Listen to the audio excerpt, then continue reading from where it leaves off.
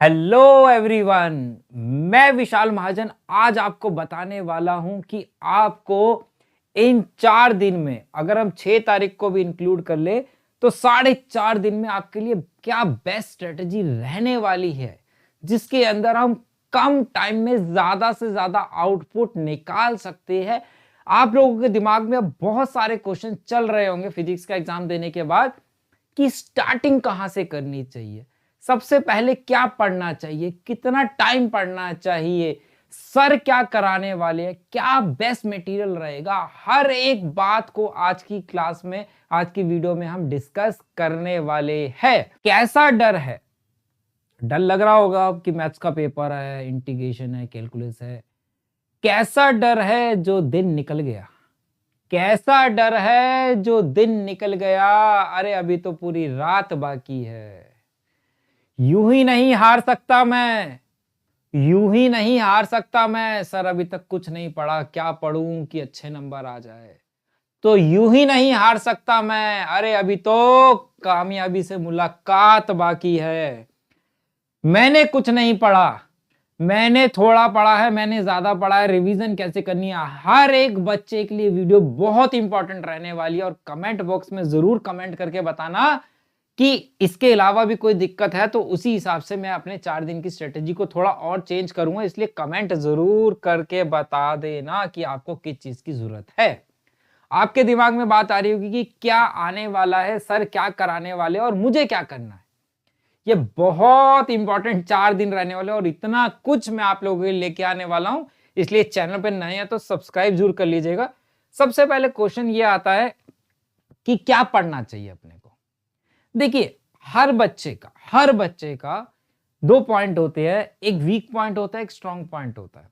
कुछ ऐसे टॉपिक होते हैं जो सबको आते हैं, कुछ ऐसे टॉपिक होते हैं जो सबको मुश्किल होते हैं, लेकिन कुछ ऐसे टॉपिक भी होते हैं जो मुश्किल होते हैं लेकिन ज्यादातर बच्चों को आते हैं, कुछ को नहीं आते क्योंकि शुरू से नहीं पढ़े होते।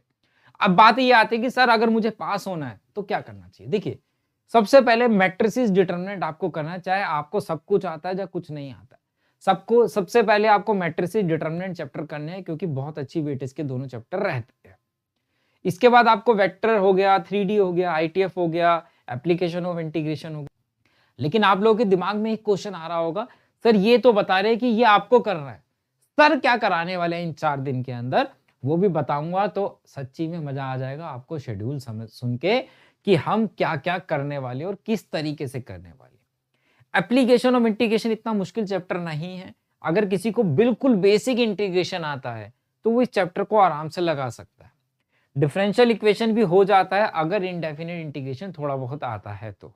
ठीक है, तो ये कुछ इजी चैप्टर मैंने इधर रखे हैं, यहाँ थोड़े से मुश्किल चैप्टर रखे हैं जिसमें डेरिवेटिव हो गया, कॉन्टिन्यूटी हो गया, एओडी हो गया, इंटीग्रल हो गया, प्रोबेबिलिटी हो गया। ठीक है, पूरा कैलकुलस भी नहीं, कुछ कैलकुलस के 2 चैप्टर वहां चले गए, कुछ इसमें आ गए। तो ये सारे चैप्टर, अगर आप प्रोबेबिलिटी भी बहुत सारे बच्चों को आता होता है, तो ये 2 चैप्टर आपको देखना है कि आपको क्या नहीं आता है। लेकिन मैं ये बोलूँ कि पहले इजी चैप्टर आपको करने हैं। उससे क्या होता है, जब नंबर ऑफ काउंट बढ़ता है ना आपका, अच्छा ये भी कर लिया, ये भी कर लिया, तो एक कॉन्फिडेंस आता है कि मैंने एक दिन लगा के ये कंप्लीट कर लिया है, तो अब बाकी 3 दिन में या 2.5 दिन में मैं बाकी चैप्टर भी कर सकता हूँ। तो एक कॉन्फिडेंस बूस्ट होता है। और अगर पहले ही इंटीग्रेशन लेके बैठ गए और सॉल्व नहीं हो रहा, तो आप कहोगे भाई साहब ये वाला पेपर तो बहुत बेकार जाएगा, क्योंकि इंटीग्रेशन करने बैठ गए तो 1-1.5 दिन तो आप वैसे लगा दोगे और मालूम चला उसके बाद भी कोई आउटपुट नहीं आ रहा आपका, अच्छा कॉन्फिडेंस नहीं बढ़ रहा, तो बाकी का 2.5 दिन या 2 दिन भी खराब हो जाएगा।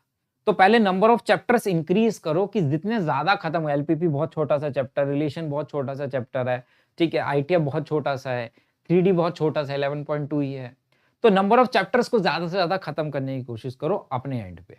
ठीक है, मैं तो जो कराऊंगा कराऊंगा ही, और उसके बाद जो चैप्टर बच जाते हैं 2-2.5 दिन, फिर सारा उस पर लगा दो।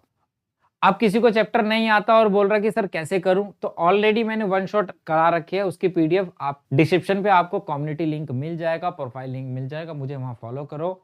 आपको हर क्लास का वीडियो लिंक और पीडीएफ वहां पे अवेलेबल मिलेगी। साथ के साथ मैंने आपको एनसीईआरटी की इंपॉर्टेंट क्वेश्चंस की पीडीएफ भी दे रखी है। अगर किसी को कुछ नहीं आता तो वो पीडीएफ डाउनलोड करो। उसके अंदर एनसीईआरटी अगर आप सारी नहीं करने वाले तो कम से कम इंपॉर्टेंट क्वेश्चन तो जरूर रिवाइज कर लेना। 200 इंपॉर्टेंट क्वेश्चन मैंने इस चैनल पे करा रखे हैं, आप वहां से भी उसको पीडीएफ डाउनलोड कर सकते हो, उसको कर सकते हो। टेलीग्राम ग्रुप का लिंक आपको डिस्क्रिप्शन में मिल जाएगा। अब बात ये आती है कि सर आप क्या कराने वाले, हम इन 4 दिन में आपके साथ क्या करने वाले। इस 4 दिन के अंदर मैं आपको one shot plus concept plus important question plus previous year questions ये सारे कराने वाला हूं। शुरू के 3 दिन 7th 8th और 9th मार्च को हम 3 दिन में हम ये सारी चीजें कंप्लीट करने वाले हैं। जितने भी चैप्टर्स हैं इनको 3 पार्ट्स में हम डिवाइड करेंगे और इनको कंप्लीट करेंगे one shot plus previous year questions plus important question. और क्या करने वाले हैं, और कराने वाला हूं 200 एमसीक्यू, 200 एमसीक्यूज करेंगे साथ के साथ अपन। इसलिए कम्युनिटी में फॉलो कर लेना, हर एक लिंक आपको वहां पे मिल जाएगा। और क्या करने वाले हैं, और कराने वाला हूं एनसीईआरटी इंपॉर्टेंट क्वेश्चंस तो लिख दिए, यहां पे एक चीज रह गई, एनसीईआरटी एग्जाम्पलर 200 इंपॉर्टेंट क्वेश्चंस की सीरीज भी चलने वाली है अनअकैडमी पे, फ्री ऑफ कॉस्ट क्लास रहने वाली है। ये यूट्यूब पे चलेगा, ये अनअकैडमी पे चलेगा। इनका लिंक भी आपको डिस्क्रिप्शन में मिल जाएगा, जाके एनरोल कर लेना क्लास में। 200 एनसीईआरटी कहते हैं ना, एनसीईआरटी एग्जाम्पल बहुत जरूरी है। सर किया नहीं है, क्या करूं?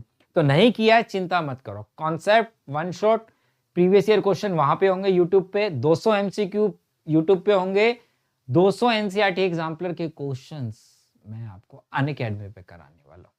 तो इनफ है, मजा आएगा। जितने ज्यादा क्वेश्चंस मैं आपको कराऊंगा, आप अपने हाथ से सॉल्व करेंगे, उतना ज्यादा कॉन्फिडेंस बढ़ेगा और उतने ज्यादा मार्क्स भी आपके इंक्रीज होने वाले। और लास्ट में आपको करना होता है सैंपल पेपर्स, 5 से 7 सैंपल पेपर। अगर कम टाइम है तो कम से कम मैं बोलूंगा कि 3 सैंपल पेपर तो आपको जरूर करने हैं। उससे क्या होता है, आपको पैटर्न पता चलता है कि आपका एग्जाम का पैटर्न क्या है, आपको पेपर कहाँ से स्टार्ट करना है, कहाँ पे खत्म करना है। ये सारे का सारा आपको सैंपल पेपर से पता लगता है। कितने एमसीक्यू आने वाले हैं, कितने केस बेस्ड स्टडी क्वेश्चन है, कितने, ठीक है, कितने सेक्शंस आने वाले, ये सारी चीजें हमें पता लगती है। और जब एग्जाम में हम बैठते हैं तो हमें पहले से पता होता है कि हमें कौन से सेक्शन से स्टार्ट करना है और कौन से सेक्शन पे खत्म करना है। तो सैंपल पेपर भी बहुत जरूरी रहते हैं। इसमें भी मैं आपको 2 से 3 सैंपल पेपर आपको प्रोवाइड कर दूंगा लास्ट में 9 तारीख के आसपास, ताकि आप सैंपल पेपर से प्रैक्टिस कर सके।